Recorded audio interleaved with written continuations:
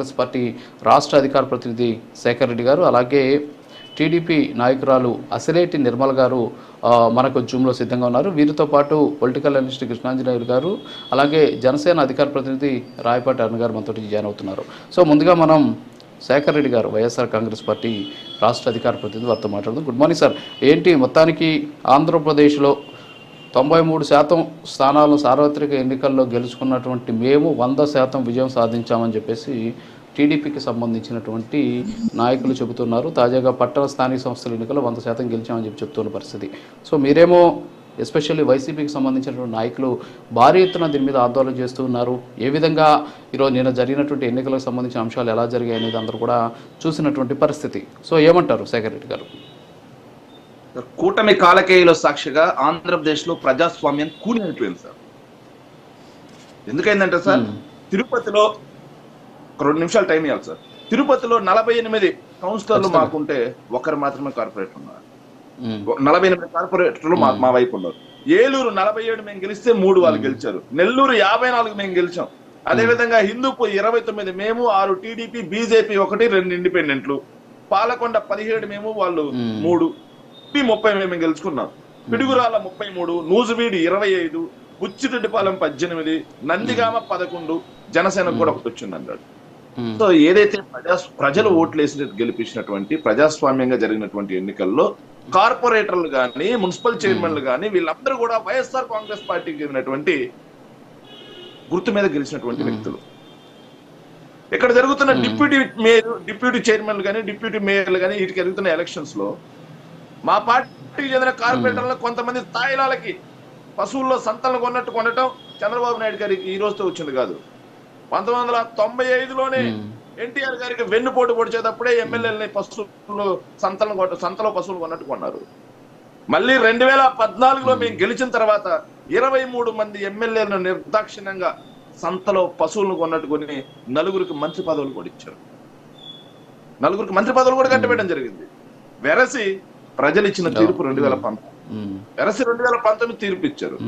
మళ్ళీ చంద్రబాబు నాయుడు గారి ఏదైతే అబద్ధపు హామీలకి, మోసపూరిత వాగ్దానాలకి, అదే విధంగా రాష్ట్ర ప్రజలందరి దృష్టిలో చేసినటువంటి తప్పుడు ప్రచారానికి ప్రజలు ప్రలోభపడిపోయి ఓటేసి గెలిపించారు. గెలిపించిన తర్వాత అయినా ప్రజాస్వామ్యాన్ని కాపాడే పద్ధతిగా ఈ కూటమి వెళ్తుందా సార్? నిన్న తిరుపతిలో, మీరు తిరుపతిలోనే ఉంటారు రాజు గారు, నేను మీకు చెప్పాల్సిన పని లేదు, మీరే కల్లారా చూసుంటారు. వైఎస్ఆర్ కాంగ్రెస్ పార్టీకి చెందిన ఎంపీ, వైఎస్ఆర్ కాంగ్రెస్ పార్టీకి చెందినటువంటి ఎమ్మెల్యేలు, అదేవిధంగా వైఎస్ఆర్ కాంగ్రెస్ పార్టీ ఏదైతే కార్పొరేటర్లు అందరూ పోతున్న బస్సు మీద టీడీపీ, జనసేనకు చెందినటువంటి గూండాలు ఎంత అరాచకంగా దాడి చేసి బస్సును ధ్వంసం చేసి లోపల ఉన్న మహిళా కార్పొరేటర్లను కూడా బయటికి లాగారు అనేది విజువల్ సాక్షిగా అందరూ చూశారు. విజువల్ సాక్షిగా అందరూ చూశారు సార్. ఇంతటి దానికి ఎందుకు సార్ ఎన్నికలు? పైన కింద 2 చోట్ల వాళ్ళే ఉన్నారు కాబట్టి దయచేసి నేను వాళ్ళకు ఒక వినతి చేస్తా ఉన్నా. పైన కింద 2 చోట్ల వాళ్ళే కాబట్టి రాజ్యాంగ సవరణ చేసి అన్ని కూడా మావేని ప్రకటించుకోమనండి, సరిపోద్ది. ఇంకోటి సార్, వీళ్ళు ఇంత ప్రలోభ పెట్టినా, వీళ్ళు ఇంత అరాచకం చేసినా తిరుపతి డిప్యూటీ మేయర్ ఈ రోజుకి గెలుచుకోలేకపోయారు, పాలకొండ చైర్మన్ లాక్కోలేకపోయారు, నందిగామ చైర్మన్ లాక్కోలేకపోయారు, పిడుగురాల వైస్ చైర్మన్ లాక్కోలేకపోయారు, తుని వైస్ చైర్మన్ లాక్కోలేకపోయారు, తుని వైస్ చైర్మన్ కూడా లాక్కోలేకపోయారు. సార్ నాకు భలే నవ్వు వచ్చింది సార్. ఈనాడు పేపర్ రాసింది సార్, గతంలో చైర్మన్లు, వినండి సార్, గతంలో చైర్మన్లు, మేయర్లు, డిప్యూటీ మేయర్లు, డిప్యూటీ చైర్మన్లు వైసీపీ కార్పొరేటర్లను ప్రలోభ పెట్టి బెదిరించి గెలిచిందంట సార్. ఎక్కడ కార్పొరేటర్లను బెదిరించాం? ఎక్కడ కార్పొరేటర్లను మేము చేశాం? మా పార్టీ కార్పొరేటర్లను మేము బెదిరించాల్సిన పని ఏంటి? మా పార్టీ కార్యకర్తలు మేము ప్రలోభాలకు గురి చేయాల్సిన పని ఏంటి? ఒక వార్తని ఎంత తిప్పిచ్చి రాస్తారనడానికి ఇది ఒక ఉదాహరణ సార్.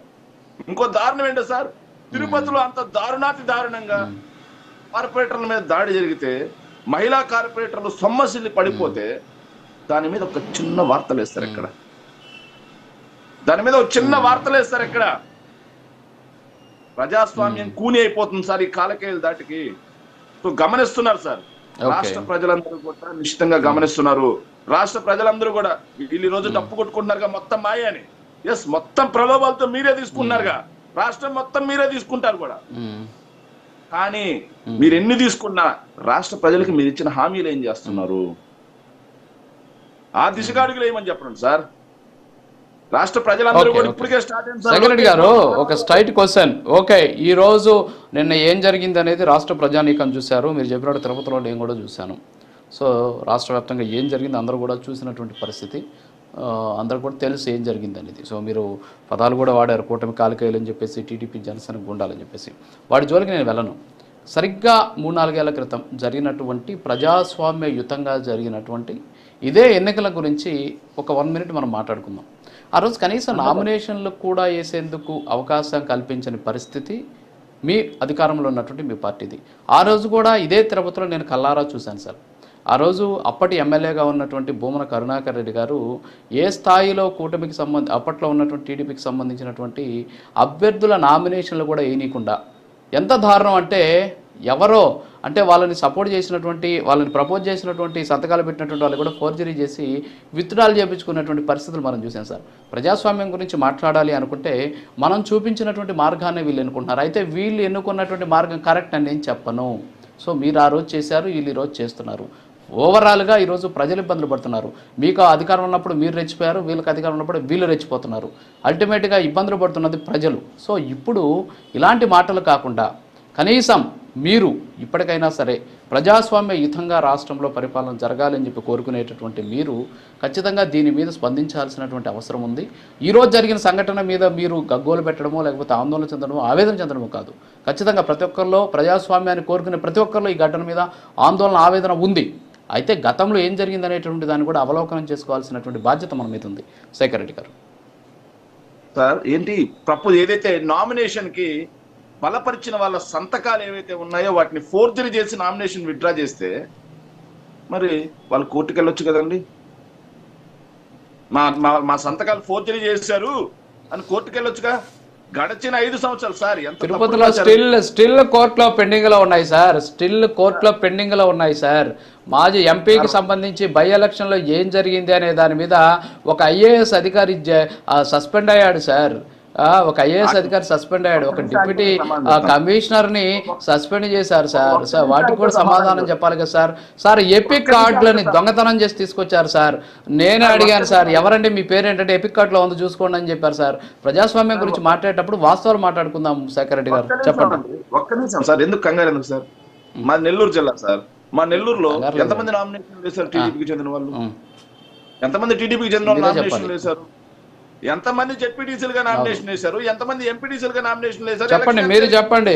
ఎంతమంది వేశారు? విత్డ్రా చేసుకున్నారు వాళ్ళు? ఎలక్షన్లో వాళ్ళు పోటీ చేశారా? నెల్లూరు జిల్లాలో మీరు చెప్తున్నారు ఈరోజు ఎంపీటీసీలకి జెడ్పీటీసీలకి మా వాళ్ళు వేశారని చెప్పేసి. ఎంతమంది వేశారు చెప్పండి, లెక్క మీ దగ్గర ఉంటే శేఖర్ రెడ్డి గారు. ఖచ్చితంగా సార్, మా ఉదయగిరి నియోజకవర్గంలో అయితే దాదాపుగా 4 జెడ్పీటీసీలుగా పోటీ చేశారు సార్. 4 మండలాల్లో పోటీ చేశారు. 4 మండలాల్లో విత్డ్రా చేసుకున్నారు. 4 మండలాల్లో విత్డ్రా చేసుకున్నారు. 4 మండలాల్లో ఏదైతే ఎలక్షన్ జరిగింది వాటిలో 2 వాళ్ళు గెలుచుకోవడం కూడా జరిగింది. మరి మేము అంత బెదిరించామా? ఒకటి మాత్రం వాస్తవం సార్. సరే మీరు చెప్తున్నట్టుగా ఇంకో మాటగా సార్, నేను రాజకీయ నాయకుడిగా కాకుండా ఒక ప్రజాస్వామ్యవాదిగా ఒక మాట చెబుతాను సార్. సో మీరు చెప్తున్నట్టుగా అదే కావాలి నాకు. మీరు ప్రజాస్వామ్యవాదిగా ప్రజాస్వామ్యం గురించే మాట్లాడి నేను అప్రిషియేట్ చేస్తాను మిమ్మల్ని. శేఖర్ రెడ్డి గారు వైఎస్ఆర్సీపీ కాదు. 3 ఏళ్ల క్రితం ఏం జరిగిందో శేఖర్ రెడ్డి గారు ఒక ప్రజాస్వామ్యవాదిగా మాట్లాడితే నేను మిమ్మల్ని అప్రిషియేట్ చేస్తాను. అవసరమైతే మీ దగ్గరకు వస్తాను, నేను నేరుగా వచ్చి. రావాల్సిన అవసరం కూడా లేదు కానీ సార్, ఒక ప్రజాస్వామ్యవాదిగా మాట్లాడుతున్నాను. సో అక్కడెక్కడ చెదురుమదురు ఘటనలు జరిగి ఉంటే అవి ఖచ్చితంగా సమంజనీయం కాదు. ఎవరి ప్రభుత్వంలో జరిగినా కానీ సమంజనీయం కాదు. సరే వీళ్ళు చెప్తున్నట్టుగా అంత రాజకీయ పాలన నడిచింది అన్నారు కదా. మీరు చెప్పినటువంటి మాటని ప్రజలు నమ్మే కదా మీకు ఓట్లేశారు. మరి మీరు ఈ రోజు చేస్తుంది ఏంటి? ఇది కాదా ప్రజాస్వామ్యం కూని? ఇది కాదా కాలకేయ పాలన? ఇది కాదా తాలిబాన్ పాలన? ఓపెన్ సార్ అడుగుతున్నా, ఇది కాదా తాలిబాన్ పాలన? కార్పొరేటర్లు కొడతారా సార్? మళ్ళీ చెప్తున్నాం, కాలకేయ పాలన అనేది 2019 నుంచి 2024 వరకు జరిగిందండి. మీరు అది గుర్తు పెట్టుకోవాలి. ఒక నిమిషం శేఖర్ రెడ్డి గారు, ఒక నిమిషం. నిర్మల టీడీపీ నాయకురాలు.